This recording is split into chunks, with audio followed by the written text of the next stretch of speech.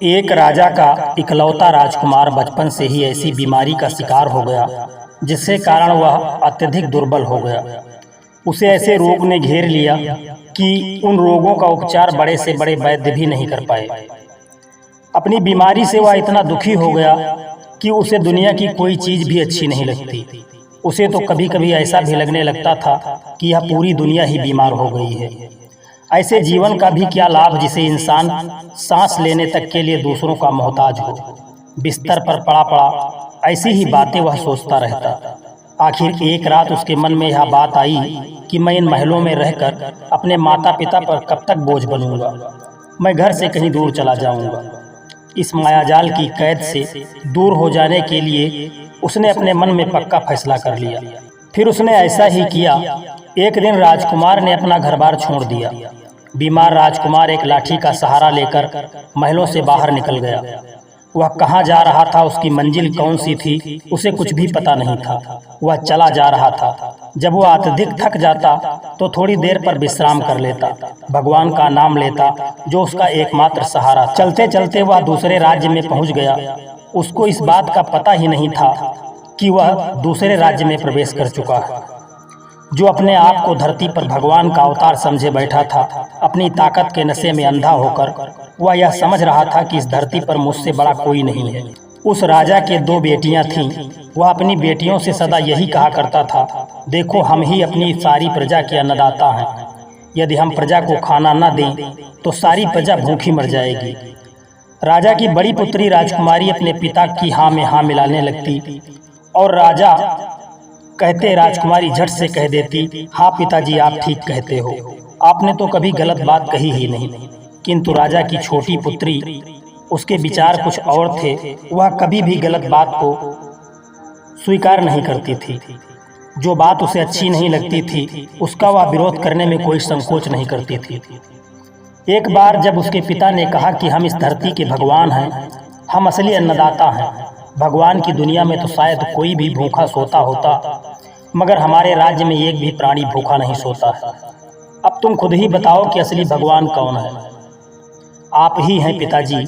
राजकुमारी ने पिता की हाँ में हाँ मिलाई, परंतु छोटी राजकुमारी ने पिता की बात को काटते हुए कहा, देखो पिताजी आप कभी भगवान नहीं बन सकते। इस संसार का स्वामी एक ही है जो सबका दाता है, जो आपको देता है और आप आगे लोगों को देते हैं। नहीं, हम ही भगवान हैं। राजा ने जब ऐसा कहा और ऐसी बात कहते हुए अपनी बेटी पर बरस पड़ा। नहीं पिताजी, आप भगवान नहीं हैं। राजा ने छोटी राजकुमारी से कहा कि तुम मेरा ही खाकर मुझे भगवान नहीं मानती। तो राजकुमारी ने कहा कि आप मेरे पिता हैं, जगत पिता तो नहीं, इसलिए मैं केवल अपने उन्हीं प्रभु की उपासना करती हूँ जो जगत पिता हैं। उन्होंने मेरे भाग्य में जो लिखा है वही मुझे मिल रहा है। राजा ने कहा कि बकवास बंद करो। राजकुमारी ने कहा, पिताजी मैं सत्य कह रही हूँ, मेरे अन्नदाता तो मेरे प्रभु हैं। उन्होंने मेरा भाग्य लिखा है, बस उसी भाग्य का मैं खा रही हूँ। अच्छा, यदि यही बात है तो मैं देखता हूँ कि तुम्हारा भाग्य किसने लिखा है, कैसे लिखा है। उसी समय राजा ने अपने मंत्री को बुलाकर कहा, जाओ इस भगवान की बेटी को ले जाओ। कोई रोगी और अनाथ लड़का कहीं मिले जिसका अपना कोई घर बार न हो, उससे की शादी कर दो। फिर इसको पता चलेगा कि यह महलों और झोपड़ी में क्या अंतर होता है। राजकुमारी ने कहा, पिताजी आप मुझे महलों से निकाल सकते हो, लेकिन मेरा भाग्य नहीं छीन सकते। आप मुझे महलों से क्या निकालोगे? मैं खुद ही आपके महलों को ठोकर मार रही हूँ। अब तो मैं अपने प्रभु के चरणों में रहूंगी और आपकी आज्ञा का पालन करते हुए किसी रोगी और बेघर से शादी कर लूंगी। मैं जा रही हूँ। मुझे पता है कि आप मुझे आशीर्वाद तो नहीं देंगे, मगर फिर भी मैं आपके चरण छूना अपना कर्तव्य समझती हूँ। राजा कहा, हाँ हाँ तुम जा सकती हो, मगर जाने से पहले हमारे सारे वस्त्र और आभूषण उतार कर रख दो। हमारी कोई भी वस्तु तुम्हारे साथ नहीं जाएगी। राजकुमारी ने कहा कि मैं केवल तन पर पहने 3 कपड़े ही लेकर जा रही हूँ पिताजी, वह भी केवल मजबूरी के कारण, वरना मैं यह भी नहीं लेना चाहती। यह कहती हुई राजकुमारी बाहर निकल गई। जंगल में पहुंचकर उसने एक वृक्ष के नीचे पड़े हुए एक रोगी को देखा जो बीमारी के कारण अंतिम सांसें ले रहा था। असल में वह राजकुमार था। कंचन ने उस तड़पते हुए युवक के मुंह में पानी डाला तो वह कुछ संभला। उसने कहा, तुम कौन हो देवी? राजकुमारी ने कहा कि मैं तुम्हारी पत्नी हूँ। राजकुमार ने कहा कि मेरी पत्नी, मैं तो एक रोगी हूँ, मेरी तो अभी शादी भी नहीं हुई है। राजकुमारी ने कहा समझ लो कि आपकी शादी आज ही हुई है। राजकुमार बोला मगर किससे? राजकुमारी ने कहा मुझसे। आप मेरे पति हैं और मैं आपकी पत्नी हूँ। क्या तुम एक मृत्यु के कगार पर पहुँचे इंसान से शादी करोगी? राजकुमारी ने कहा नहीं, बल्कि हमने शादी कर ली है और मैं तुम्हारी सेवा करूँगी, तुम्हारी दवा करूँगी और तुम्हें ठीक करके अपना घर बसाऊँगी। भगवान ने मुझे आपके लिए बनाया है, आपके दुख ही मेरे दुख हैं। भगवान की उपासना करके, उनसे प्रार्थना करके, उनसे विनती करके मैं तुम्हें ठीक करूँगी। उसी दिन से राजकुमारी राजकुमार की सेवा में रहने लगी। उसे अपने हाथों से जंगल से फल लाकर खिलाती, फिर कई घंटों तक भगवान की पूजा पाठ करती और अपने पति के ठीक होने की कामना करती। सच्चे मन से की गई प्रभु की उपासना कभी भी व्यर्थ नहीं जाती। एक लंबे समय तक वह भगवान की प्रार्थना करती रही और प्रतिदिन हर शुक्रवार को वह अपने पति के स्वस्थ होने के लिए व्रत भी रखती। प्रभु से एक ही वरदान मांगती कि मेरे पति को स्वस्थ कर दो। प्रभु अपनी शक्ति का चमत्कार दिखा दो ताकि मैं अपने अहंकारी पिता को यह दिखा सकूं कि असली भगवान तो मेरा भगवान है। तुम तो अहंकारी हो, पापी हो, जो अपने आप को भगवान समझ बैठे हो। एक दिन जब राजकुमारी प्रभु की पूजा करके दोनों हाथ जोड़े प्रार्थना कर रही थी तो उसी समय एक मुनि वहां प्रकट हुए। उन्हें देखकर ऐसा लग रहा था कि वह जैसे आकाश से उतरे हों। राजकुमारी ने जब आंखें खोली तो मुनि को प्रणाम किया।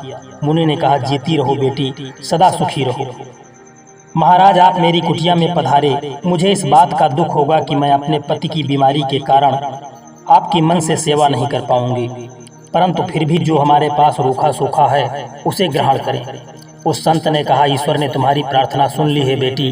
तुम्हारी परीक्षा जो प्रभु ने ली थी तुम उसमें पूरी तरह से जीत गई हो। राजकुमारी ने कहा मेरे प्रभु ने मेरी तपस्या स्वीकार कर ली है महाराज। उस संत ने कहा हाँ बेटी, अब तुम प्रभु से जो भी मांगोगी वही मिलेगा। बोलो तुम्हें कितना धन चाहिए जिससे तुम अपने नास्तिक पिता को हरा सको। राजकुमारी ने कहा मुझे धन नहीं चाहिए महाराज। संत ने कहा तो तुम्हें क्या चाहिए? बोलो, जो तुम कहोगी तुम्हें वही मिलेगा। राजकुमारी ने कहा महाराज यदि आपके प्रभु मुझे कुछ देना ही चाहते हैं तो मेरे पति को ठीक कर दें, बस मेरे लिए इससे बड़ा वरदान कोई नहीं हो सकता। उस संत ने कहा धन्य हो देवी, तुम वास्तव में ही महान हो। मैं तो तुम्हारी परीक्षा लेने आया था, तुम उस परीक्षा में सफल हुई। भगवान हम अपने असली रूप में आ गए थे। राजकुमारी उनके कदमों में गिर पड़ी। वाह प्रभु वाह, आपने तो दर्शन देकर मेरा जन्म सफल कर दिया। उस संत ने कहा, भगवान बने संत ने कहा देवी तुमने इस धरती पर रह रहे एक पापी को यह बता दिया कि संसार का स्वामी तो मैं हूँ, इसीलिए मैं तुम्हारे पति को स्वस्थ भी कर दूंगा और तुम्हें संसार के सारे सुख दूंगा। जाओ बेटी, अपने पति से जाकर मिलो जो असल में राजकुमार है, जो अपनी भयंकर बीमारी के कारण अपना घर बार छोड़ करके इस जंगल में चला आया था।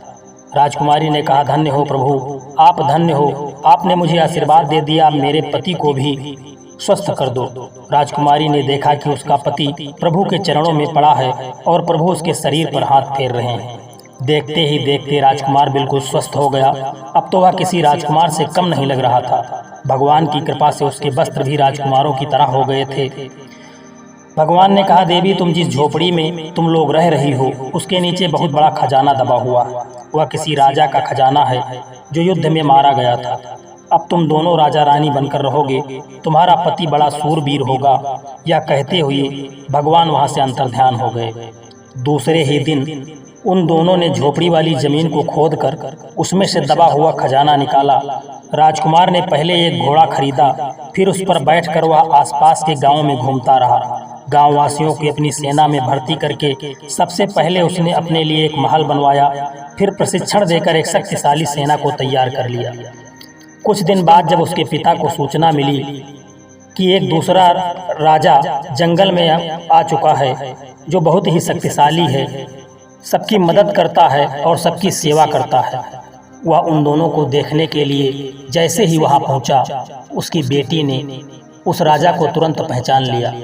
अब राजा का बुरा हाल हो चुका था, उसका राज्य भी जा चुका था, वह दरिद्र हो चुका था। राजकुमारी ने देखते ही पिता को प्रणाम किया और कहा, पिताजी, आपने देखा, आपने मेरी शादी एक निर्धन और गरीब से की, लेकिन आप मेरा भाग्य नहीं छीन सके। मैं अपने ही भाग्य के कारण मैं फिर से अमीर हो गई, और ये राजकुमार जो आपको बीमार लग रहा था, ये किसी राज्य का राजकुमार है, और यह इसके पिता उस राज्य के राजा हैं। अब हम दोनों सुखी पूर्वक जीवन व्यतीत कर रहे हैं। आपने बहुत कोशिश की, लेकिन मेरा भाग्य नहीं छीन सके। दोस्तों, व्यक्ति का भाग्य उसके पूर्व में किए गए कर्मों के आधार पर बनता है। जो पिछले जन्म में जिसने जैसा कर्म किया है, उसी के अनुसार उसे इस जन्म में भाग्य मिला है, और उसी के अनुसार वह खाता है। कोई किसी को न दुख देने वाला है, न कोई किसी को सुख देने वाला है। सभी अपने अपने कर्मों का फल भोगते हैं, और उन्हीं कर्मों के आधार पर भाग्य बनता है। जो अच्छे कर्म करते हैं उनका भाग्य अच्छा होता है, और जो बुरे कर्म करते हैं उनका भाग्य बुरा होता है। राजा ने बीमार और निर्धन से शादी करवा कर भी राजकुमारी के भाग्य को नहीं बदल सका। राजकुमारी का भाग्य प्रबल था, उसके पिछले जन्मों की करनी शुद्ध थी, इसीलिए उससे राजकुमार मिला। और वह निर्धन गरीब, उसके पिता की जानकारी में वह निर्धन गरीब के साथ उसने शादी की थी, लेकिन वह राजकुमार था। दोस्तों, सभी को अपने अपने कर्मों का फल मिलता है। पूर्व जन्म में किए गए कर्मों का फल हमें इस जन्म में मिला है। यदि हम इस जन्म कोई अच्छा कार्य करते हैं तो हमारा वर्तमान ठीक रहेगा, और जब हमारा वर्तमान ठीक रहेगा तो हमारा भविष्य भी ठीक होगा, क्योंकि पूर्व में किए गए कर्म से ही वर्तमान बनता है, और वर्तमान में किए गए कर्म से भविष्य बनता है। इसीलिए हमें हमेशा अच्छे कर्म करना चाहिए, जिससे हमारा वर्तमान भी अच्छा रहे और भविष्य भी अच्छा रहे। दोस्तों, यह कहानी आपको कैसी लगी है कमेंट करके ज़रूर बताना। वीडियो को एक लाइक करके चैनल को सब्सक्राइब कर लेना। जय श्री कृष्णा। राधे राधे।